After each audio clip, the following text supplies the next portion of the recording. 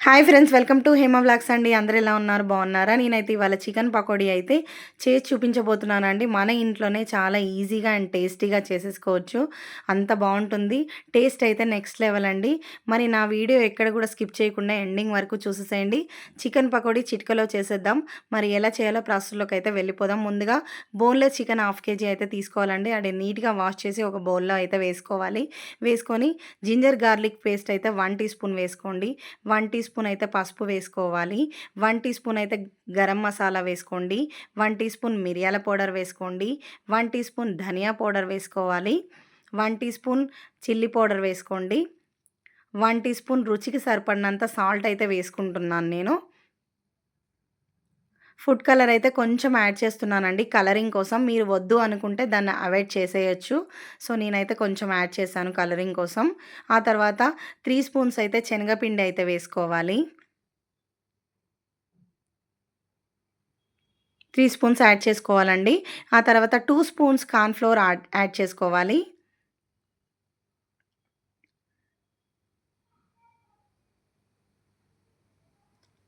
1 full lemon మొత్తం తీసుకోవాలండి. దాని రసం మొత్తం వేసేసుకోవాలి.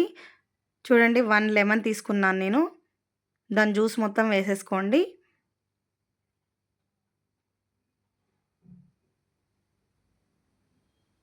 సో ఈ రసమంతా వేసి మంచిగా కలుపుకోవాలండి. ఆయిల్ కూడా కొంచెం వేసుకోవాలి. ఆ క్లిప్ అయితే మిస్ అయిపోయింది. సో ఆయిల్ కొంచెం వేసి వాటర్ ఏమి యాడ్ చేయాల్సిన అవసరం లేదు. ఆయిల్ కొంచెం వేసి మొత్తం అంతా సో చికెన్‌కి మసాలా అంతా పట్టేంత మొత్తం అంతా కలుపుకోవాలండి కలిసేటట్టుగా. ఈ విధంగా మొత్తం అంతా కలపాలి. ఆ మసాలా అంతా కూడా చికెన్‌కి పట్టాలి. సో ఇలా అంతా మొత్తం అంతా కలిపేసి ఒక half an hour or 1 hour rest ఇచ్చేయాలండి.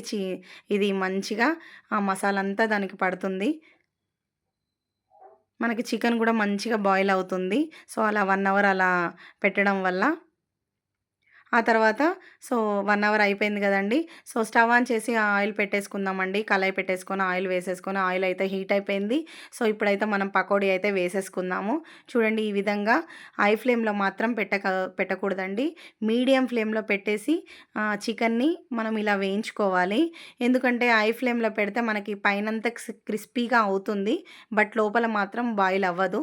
So అందుకనేసి మీడియం ఫ్లేమ్‌లో పెట్టేసి మంచిగా 2 వైపులా వేయించుకోవాలి.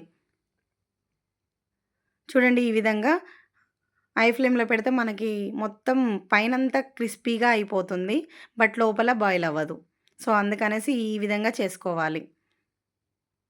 సో ఇప్పుడైతే రెడీ అయిపోయిందండి. తీసేసుకుందాము బౌల్‌లోకి. అలాగే మిగతాయి కూడా అలాగే వేసేసుకోవాలండి. సో మనకి గార్నిష్ కోసం నేనైతే దాంట్లో ఒక 4, 5 పచ్చిమిర్చి ఘాట్లు పెట్టేసి వేసేసుకుంటానండి. అండ్ గార్నిష్ కోసం కరివేపాకు కూడా వేసేసుకుంటున్నాను. ఆయిల్‌లోనే మనం వేయించే ఆయిల్‌లోనే వేసేసుకోవాలి. వేసేసుకొని చూడండి ఈ విధంగా చికెన్ పకోడీ అయితే రెడీ అయిపోయింది.